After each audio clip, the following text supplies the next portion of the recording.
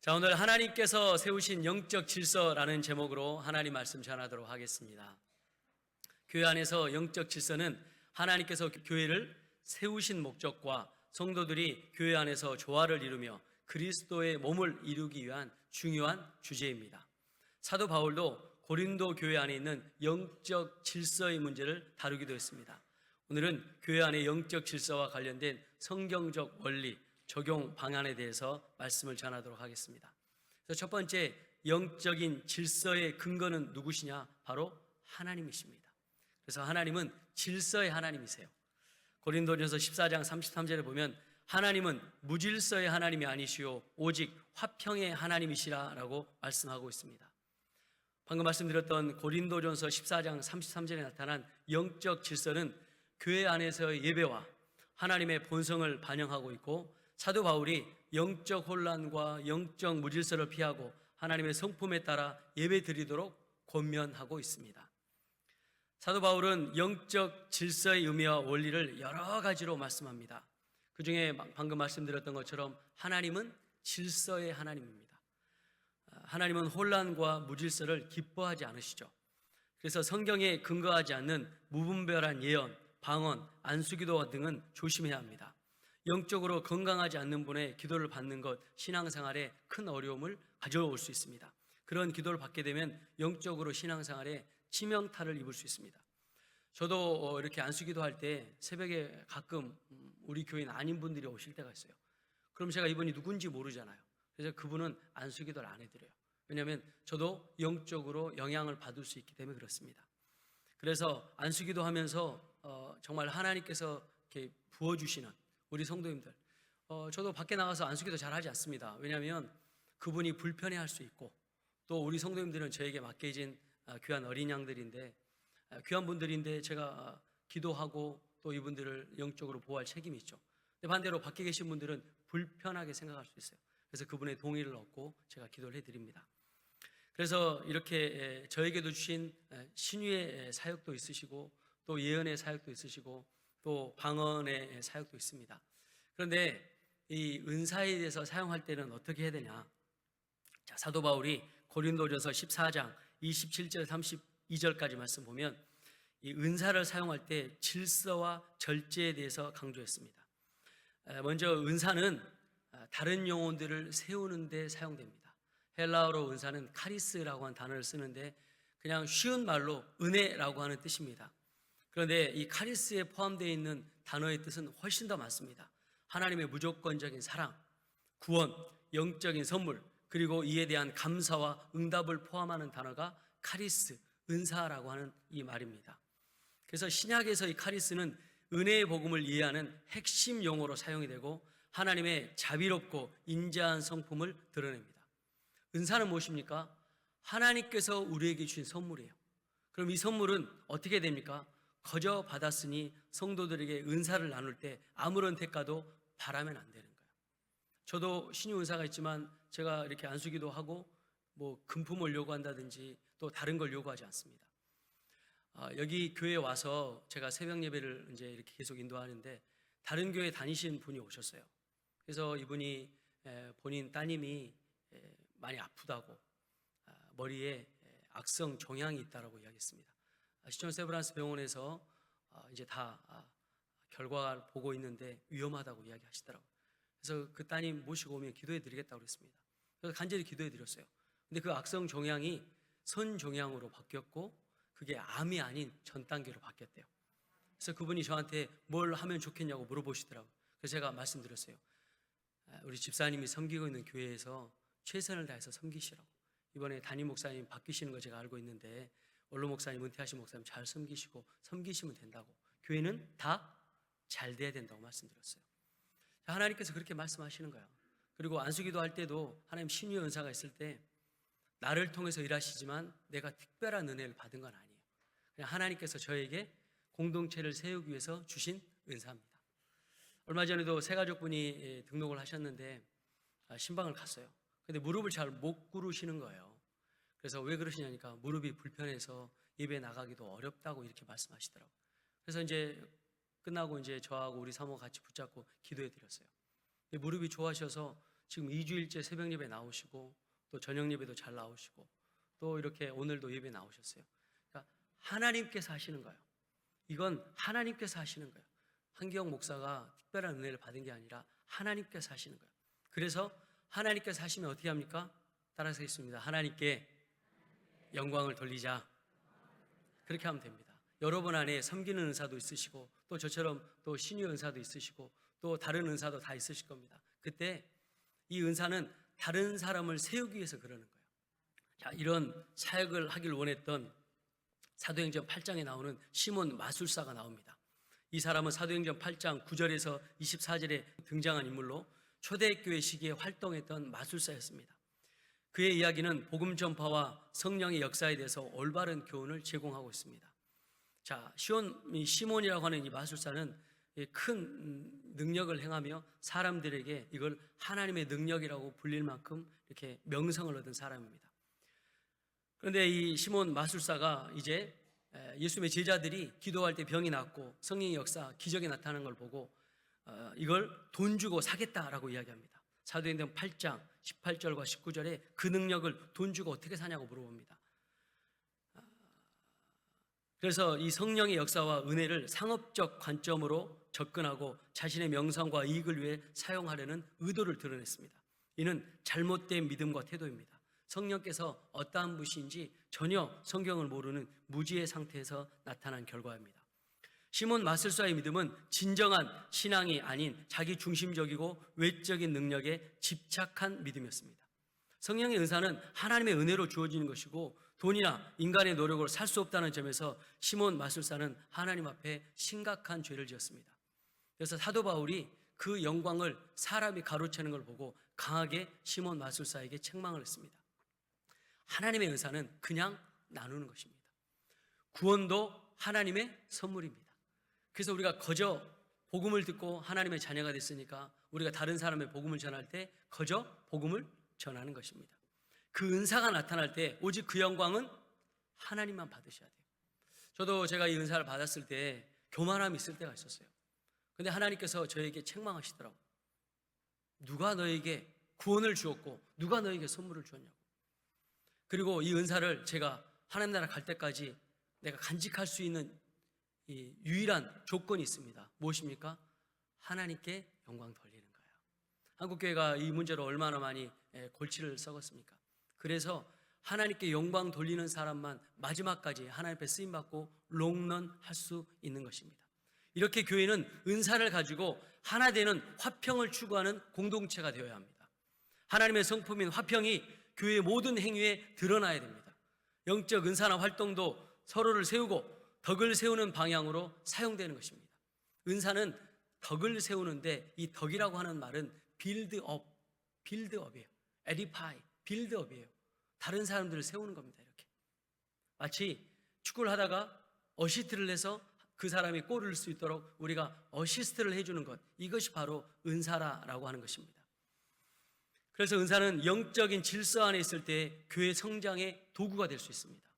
질서 있는 예배는 믿는 사람뿐만 아니라 불신자에게도 좋은 인상을 주고 또 교회의 건강한 성장에 기여할 수 있습니다. 교회 안에서 예배와 성도의 교제는 혼란스럽지 않도록 계획하고 성령의 인도하심에 따라 조화롭게 이루어져야 되는 것입니다. 그래서 여성결 교회와 여성결 가족들은 하나님이 주신 질서와 화평의 원칙을 따라서 서로 존중하고 공동체를 세워가는데 힘써야 되는 것입니다. 지금처럼 하시면 됩니다.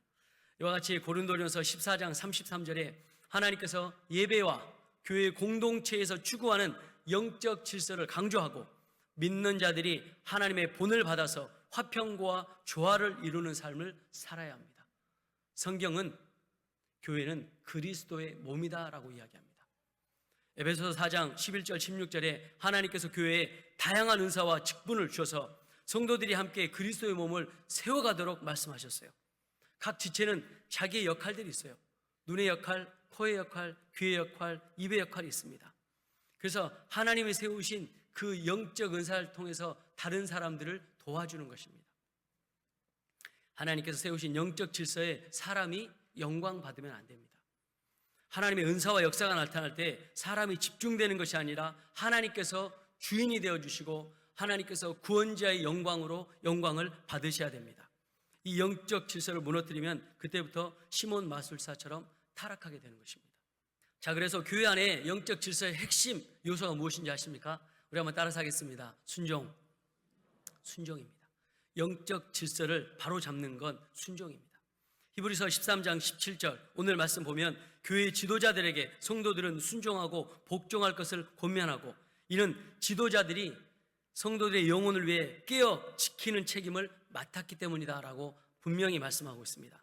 그래서 영적 질서 가운데에는 순종이 있습니다. 우리가 잘 알고 있는 한 예화가 있는데, 중세 유럽의 한 수도원에서 제자를 삼기 위한 테스트가 있었습니다. 그래서 첫 번째 관문은 배추를 땅에 심는 거예요. 그래서 한 두 사람이 지원을 해서 이제 첫 번째 사람에게는 이 배추를 심을 때 뿌리를 밑으로 심지 말고 잎사귀를 땅에 심으라고 이야기했습니다. 또 한 사람에게는 또 똑같이 동일하게 이야기를 했습니다. 그래서 두 사람에게 뿌리가 땅으로 향하지 않고 잎사귀가 땅으로 향할 수 있도록 심으라라고 두 지원자에게 이야기를 했습니다. 한 청년은 이 수도 원장님의 말씀대로 뿌리가 위로 향하고 또 이파리가 땅으로 향하게 심었습니다. 말도 안 되는 것이죠. 근데 다른 한 사람은 원장님이 좀 생각을 잘못하고 있구나. 그래서 원래 우리가 심는 대로 뿌리를 땅에 심었습니다. 다 배추를 다 심은 다음에 두 사람을 이제 이 수원 원장님이 불렀어요. 그리고 각자에게 이야기합니다. 원장이 이야기한 대로 이 이파리가 땅으로 심는 사람에게는 이제 우리와 함께 여기서 신앙생활을 할 수 있다. 그러면서 그렇게 이야기를 했습니다. 그리고 한 사람에게는 이렇게 이야기합니다. 당신은 똑똑한 사람입니다. 선생으로의 자격은 있지만 제자로서의 자격은 없습니다. 이 시험은 순종을 보는 시험입니다 라고 이야기했습니다. 자, 교회 지도자들과 특별히 목회자, 장로님들에게 하나님께 세우신 권위로서 성도들의 영혼을 돌보는 책임이 있어요. 여러분, 책임을 맡는다라고 하는 것은 그만큼 하나님 앞에 나중에 책망받을 수 있는 일이 많다는 거예요. 그래서 목회자, 또 특별히 장로님으로 기름 부음 받은 분들은 책임감을 가져야 돼요. 성도님들에 대한 책임, 교회를 지키는 책임이 있어야 돼요. 우리 장로님들처럼 그렇게 책임감 있게 하나님 앞에 서야 되는 것입니다. 그리고 성도님들은 이 영적 지위를 인정하고 순종함으로 교회의 질서와 화평을 유지할 수 있어야 합니다. 그래서 지도자들의 지시나 가르침, 성경의 가르침과 일치할 수 있는 영적 분별력이 지도자들에게 필요하고, 또 성도님들은 순종하는 것이 필요합니다. 그래서 세우신 권위와 순종 안에서 교회는 하나가 되는 거예요. 교회도 교회 법이 있습니다.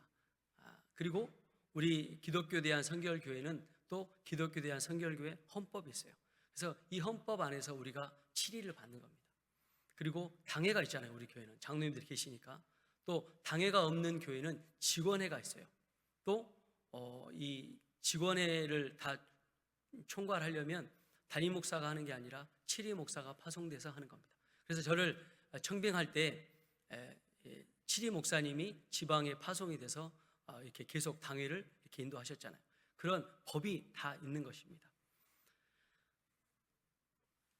자, 그래서 이렇게 순종 가운데 교회가 세워지려면 계속되는 여러 가지 상황들이 있지만, 앞서 말씀드린 것처럼 권위와 순종이 믿음 가운데 있을 때 하나님 앞에 서는 것입니다. 그런데 이 권위와 순종은 세상의 권위와 순종이 아닌 하나님의 말씀 앞에 서는 것입니다.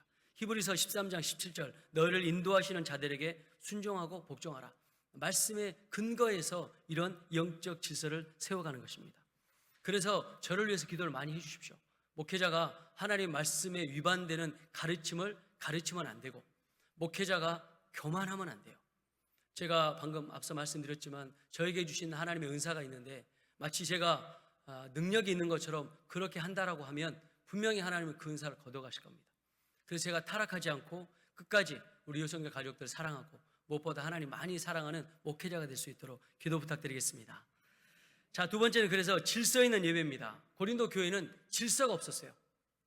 그리스도파, 또 이 베드로, 게바파, 또 사도 바울파, 아볼로파, 다 파들이 있는 거예요. 그 파들 안에서 십자가의 복음이 아닌 자기들이 가지고 있는 경험을 가지고 교회를 혼란스럽게 만들었습니다. 그래서 고린도전서 14장 40절 모든 것을 적당하게 하고 질서대로 하라라고 이야기했습니다. 우리 원로 목사님 지방에 가셔서 또 축사하실 때 이 말씀 하셨잖아요. 앵간히 하시라고. 앵간히 하는 거예요. 교회 안에서는 질서를 지키고 선을 지키고 또 믿음 안에서 하나가 되는 그 노력을 우리가 하는 것입니다. 그래서 예배 가운데 하나님께만 영광 돌리는 순종의 태도가 필요합니다. 자, 그리고 세 번째는 직분의 역할과 협력입니다. 직분을 받는 걸 사람들이 잘못 알고 있어요. 무슨 사회적인 이런 위치로 승진하는 거로 알고 있는데 절대 그렇지 않습니다. 직분이라고 하는 건 받을 때 섬기기 위해서 받는 것입니다. 어떤 교회의 포지션을 내가 얻기 위해서 받는 게 아니에요. 어떤 분들은 내가 사회에서 이 정도 일하려면 권사님 정도 돼야 되는 거 아니야? 장로님 정도 돼야 되는 거 아니야? 그거는 직분을 전혀 이해하지 못하고 성경도 이해하지 못하기 때문에 그렇습니다. 목회자, 장로님, 집사님, 또 우리 성도님들 각자의 맡은 직분은 섬기기 위해서 받는 것입니다. 그리고 그 섬김의 은사를 따라서 하나님 앞에 사명을 감당하는 것입니다. 한 마음으로 하나님 앞에 섬기는 거죠. 그래서 이 말씀은 로마서 12장 4절부터 8절까지 정확하게 나와 있습니다. 은사에 따라 서로 다른 사역을 감당하되 한 마음으로 하나님을 섬기라라고 말씀하고 있습니다. 그래서 서로를 존중하는 것이죠. 우리 당회원 장로님들과 저는 성도님들을 사랑하고 존중하는 것이죠. 또 권면에 잘 따르는 자세가 우리 성도님들에게 필요합니다. 그러면 교회 리더가 될 수 있어요. 좋은 멤버가 좋은 리더가 될 수 있어요. 동의하십니까? 제가 군대에 있을 때 이렇게 이제 같이 군생활을 하잖아요. 제가 사단 본부, 수도방위 사령부 사단 본부에 있었는데 그때 우리 사단 본부에 소속돼 있는 인원이 120명이었습니다. 그리고 같이 내무생활을 하고 있는 인원이 20명이었어요. 그런데 이렇게 보면 정말 이렇게 병장이 돼도 FM처럼 열심히 그렇게 딱딱딱 자기 일을 감당하고 잘 통솔하는 그런 선임이 있어요. 그 선임을 물어보면 이등병 때부터 요령 피지 않고 최선을 다해서 이렇게 자기 역할과 임무를 잘 감당하셨대요. 그러니까 이런 분들이 나중에 고참이 되면 밑에 있는 후임병들이 편안해요. 왜냐하면 어떤 게 힘든지 어려운지 아니까 일하면서 격려해주고 돌봐주는 거죠. 근데 우리 부대 특성상 다른 곳에 있다가 오는 이제 말년이 돼서 부대로 복귀하는 분들이 많이 있으세요. 근데 그분들 보면 규칙도 모르고 질서도 모르니까 막 밑에 있는 후임병들 막 심하게 막 뭐라고 하는 거예요. 이제 제가 고참 병장이 돼서 견장을 달았는데 제 바로 밑에 있는 후임병이 식당에서 이제 취사병이셨어요. 근데 이 친구는 교회 룰을 하나도 몰라요. 밥을 우리 장병들이 밥을 이제 이렇게 맛있게 해야 되니까 다 열애 하다 보니까 하나도 몰라요. 근데 자기가 병장이 되고 이제 고참이라고 막 밑에 애들 뭐라고 하는 거예요. 그래서 제가 불러다가 그랬어요. 너는 여기서 아무 일도 하지 않고 이제 병장이 됐으니까 밑에 애들하고 잘 지내려면 어떻게 해야 되냐? 그냥 무조건 잘해주라 그랬어요. 너의 권한을 행사하지 말고 너의 포지션을 행사하지 말고 잘해주라고. 그렇죠. 그런 겁니다. 그래서 포지션을 받는다고 하는 것은 그만큼 직분과 사명을 감당해야 돼요. 그렇지 않으면 이런 결과가 올 수 있다는 것입니다. 또 그래서 좋은 멤버가 좋은 리더가 될 수 있는 것입니다. 저도 전사 때부터 지금까지 이제 30년의 목회 시간을 보내고 있는데 제가 했던 것 중에 하나, 지금도 제가 놓치지 않는 것, 또 이렇게 명절이 되면 제가 모셨던 담임 목사님들 또 리더십들 이렇게 선물을 보내드려요. 제가 그 교회를 떠났어도 계속 제가 보내드리고 또 조언을 구하면서 전화도 드리고 직접 찾아뵙기도 하고. 한 번 담임 목사는 영원한 담임 목사님이시잖아요. 그래서 제가 한번 모셨던 목사님은 그렇게 잘 모시세요. 그게 저에게 큰 축복이 됐어요. 지금 이제 30년의 세월을 보면서 돌아보니까 그분들이 저를 위해서 기도해 주시고 그분들이 저를 위해서 조언해 주시고 또 여수성결교 이렇게 부임했다고 하니까 축하도 해 주시고 조언도 해 주시고 얼마나 감사합니까? 제가 이제 나도 담임 목사가 됐으니까 제가 모셨던 목사님도 담임 목사님, 또 나도 담임 목사님 이렇게 1대1로 이렇게 하면 되겠습니까? 이건 아니죠. 그래서 그렇게 믿음을 가지고 하나님 앞에 서는 거예요. 따라서 하겠습니다. 좋은 멤버가 좋은 리더가 될 수 있다. 우리가 이제 내년에는 임직식을 아주 크게 할 겁니다. 그런데 저하고 훈련 받는 시간을 통과하셔야 돼요. 여기 못 오신 분들에게 잘 전달해 주세요. 새벽 예배 나오셔야 되고, 빰빰빰빰.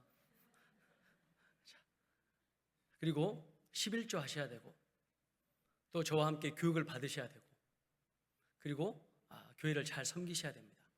좋은 멤버가 좋은 리더가 될 수 있습니다. 그렇다고 해서 일주일 새벽 예배 다 나와야 되냐? 꼭 그런 거 아닙니다. 제가 여러분의 상황을 통해서 좀씩 말씀드리겠습니다. 또 모든 공예배 참석하셔야 됩니다. 좋은 리더가, 좋은 멤버가 좋은 리더가 될 수 있는 것입니다. 직분을 받기 위해서 그렇게 하는 게 아니라 여러분들이 하나님의 사람이 되어가기 위해서 또 하나님의 사람으로 사명 감당할 수 있도록 저와 우리 장로님들이 도와드리는 거예요. 그래서 하나님 중심으로 살아갈 수 있게 되는 거죠. 자, 그래서 이렇게 하나님 앞에 믿음 가지고 설 때 가장 핵심의 중심은 순종하는 것입니다. 제가 여기 왔을 때 우리 시무 장로님 8분과 또 우리 원로 장로님, 명예 장로님, 제가 어떻게 보면 이게 아들뻘 되는 그런 상황인데도 우리 원로 장로님부터 저에게 깍듯하게 대해 주시더라고요. 제가 그래서 굉장히 우리 이분들을 제가 존경합니다. 우리 장로님을 존경해요. 사랑하고 나이 차이에 상관없이 담임 목사라고 하는 그 포지션, 그 이유 하나만으로도 저에게 사랑해 주시고 아껴 주시고 기도해 주시고 참 감사해요. 그래서 우리 교회가 건강하게 성장할 수 있었습니다. 작년에도 우리가 100여 명의 성도가 이제 장기 결석자 포함해서 100여 명의 성도가 오셨어요. 그런데 교회가 편안했던 이유는 우리 장로님들이 저와 한 마음이 돼서 하는 거예요. 저도 우리 당회원 장로님들과 하나가 돼야 돼요. 동의하시죠? 교회는 당회원들이 하나가 되면 절대 넘어지지 않고 쓰러지지 않습니다. 그리고 교회는 부흥하게 되어 있습니다.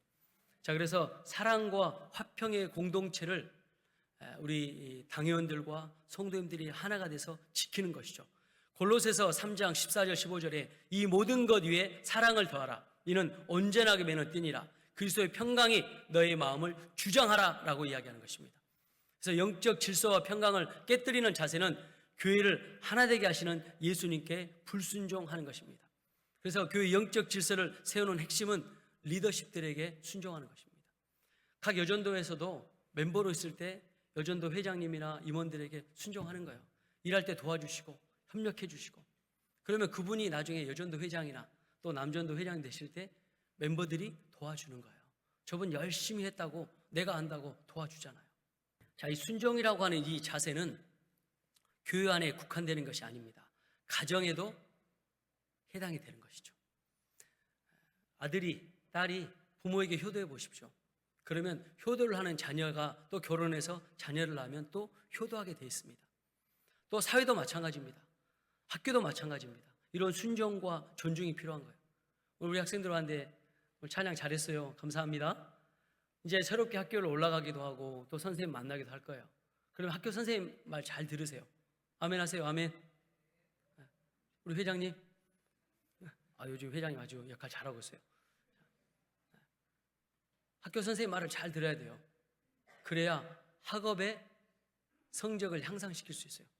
저 선생님 내가 우습게 생각하는데 학교 성적이 올라갈 수 있겠습니까? 저도 이제 우리 한건 전사님 이제 어렸을 때 이렇게 보면 학교 선생님 전화가 와요. 학기 초기에. 우리 한건 학생 담당하고 있는 담임 선생님입니다. 선생님 감사합니다. 이렇게 전화 주셔서 통화를 해요. 그럼 제가 이렇게 제안합니다. 선생님, 지금은 체벌이 없는데 체벌 저는 가능합니다. 딱 말씀드려요. 그리고 선생님 말씀이 무조건 옳습니다. 우리 아들 잘 지도해 주십시오. 그리고 이제 학교 생활 하다 보면 또 선생님이 뭐 사람이기 때문에 실수할 수 있잖아요. 저에게 막 이야기하면 제가 그 이야기를 듣지 않습니다. 선생님하고 이야기하겠다고 딱 이야기해요. 그리고 너는 선생님에게 그런 태도를 가지면 네가 어떻게 공부할 수 있겠냐고 정확하게 질서에 대해서 가르쳐 줍니다. 그래서 그 이후로 저에게 선생님이 어떠네, 교수가 어떠네 잘 이야기 안 해요. 그분들 그래봤자 본인만 손해인 거예요. 이게 사회적으로도 교회적으로도 환경적으로도 마찬가지입니다. 자, 그러면 마지막 영적 질서를 세우는 방법이 있습니다. 첫 번째는 기도와 말씀 중심으로 살아야 됩니다. 의외로 성경 말씀을 모르는 분들이 너무나 많아요. 지금 이 핸드폰으로도 또 집에도 얼마나 많은 성경책이 있습니까? 우리 교회도 보면 성경책이 엄청 많이 있습니다. 여러분 성경을 얼마나 아십니까? 여러분 말씀을 얼마나 묵상하십니까? 말씀을 묵상하고 성경 가운데 있어야 합니다. 기도와 말씀 중심으로 살지 않으니까 영적 질서를 본인의 경험으로 판단합니다. 말씀에 근거해야 안전하고 영적으로 성장할 수 있습니다. 두 번째는 교회가 명확한 사명과 비전이 있어야 됩니다. 교회의 사명과 목표를 분명하게 하고 이를 위해서 온 성도가 같은 마음, 같은 뜻, 같은 방향으로 나갈 수 있어야 됩니다. 우리 교회는 전도하고 선교하고 다음 세대를 세우는 교회입니다. 이것을 위해서 새벽에 기도하고 또 온 성도가 힘을 다해서 지금 앞으로 전진해 나가고 있습니다. 이렇게 성도가 하나 될 때 하나님께서 영적 질서를 세워주시는 거예요. 또 세 번째, 갈등 해결과 용서입니다. 사람이 사는 곳에 갈등이 없다? 그럴 수는 없어요. 그럴 수는 없어요. 아무리 부흥하는 교회라고 해도 갈등이 있을 수 없습니다. 여러분, 갈등이라고 하는 것은요, 부흥을 지나가기 위한 과정입니다. 동의하십니까? 여러분, 가정이 하나 되려면 싸움 이후에 화해가 되는 거예요. 마찬가지예요. 그래서 갈등이 발생할 때는 화해와 사랑으로 풀어나가는 것입니다. 마태복음 18장 15절 17절 성경의 원리를 통해서 서로 화목을 추구해야 됩니다. 중요한 것은 치리하기 전에 기회를 주는 거예요. 회개할 수 있는 기회를 주는 것입니다. 그리고 치리를 받는 사람은 순종하고자 하는 성숙한 태도를 가져야 되는 것입니다. 그럴 때 교회가 하나 되는 것입니다. 자, 마지막 영적 질서의 목적이 무엇입니까? 교회는 하나님의 몸이에요. 그리스도의 몸입니다. 이것을 지키기 위해서 영적 질서의 목적이 필요합니다. 그래서 저처럼 하나님께서 담임 목사로 하나님께서 리더십을 세워주시고 또 우리 장로님들 세우시고 권사님들 세우시고 집사님들 세웠습니다. 세운 이유는 그 직분에 맞게 사명을 감당하기 위해서 하나님께서 세우시는 거예요. 그리고 이 직분을 감당할 때는 서로 순종하고 하나님 뜻대로 살아가는 것입니다. 요한복음 17장 21절에 하나님께서 내 안에 계시고 내가 아버지 안에 있는 것 같이 그들도 다 하나가 되어 우리 안에 있게 하사 세상이 아버지께서 나를 보내신 것을 믿게 하옵소서라고 이야기합니다. 우리가 이런 영적 질서 안에서 하나가 되어서 믿음을 가지고 살아갈 때 우리를 바라보는 세상 사람들이 우리 안에 예수 그리스도를 바라보고 신앙을 가지고 하나님을 제대로 믿기로 결단한다는 것입니다. 이것이 바로 오늘 우리 2025년 표입니다. 세상을 변화시키는 거예요. 세상을 치유하는 거예요.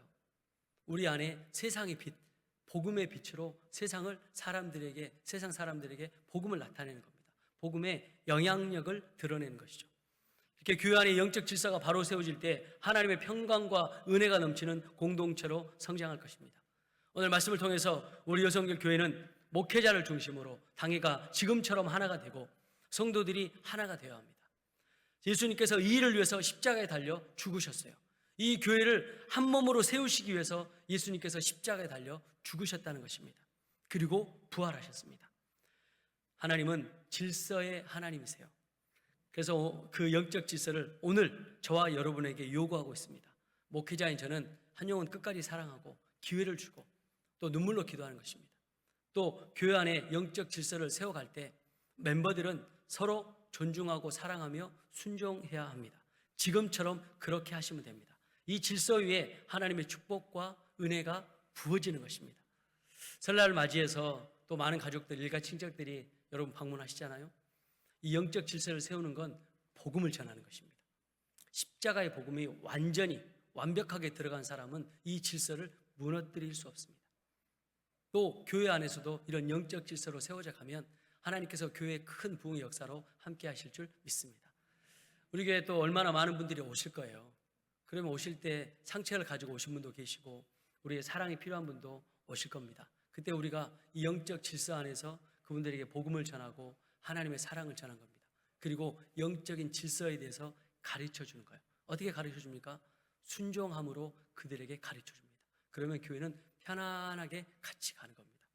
설날을 맞이해서 이런 하나님의 특별한 은혜와 또 사랑이 또 영적 질서가 저와 우리 사랑하는 요성의 가족들 또 우리 예배 참석하신 모든 분들 가운데 함께 하시길 주님 이름으로 축원합니다. 기도하겠습니다.